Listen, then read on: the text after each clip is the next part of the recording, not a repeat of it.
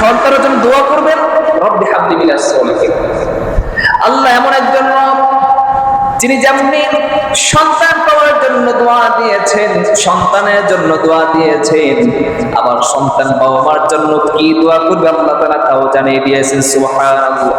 আল্লাহ রাব্বুল আলামিন বলেন, ওয়া কুর রাব্বিরহামহুমা কামা রাব্বায়ানি সগীরা। সন্তানের জন্য আপনি দোয়া করছেন না, রব্বি হাবলি মিনাস সালিহিন, আল্লাহ আমার নেককার সন্তান দান করেন।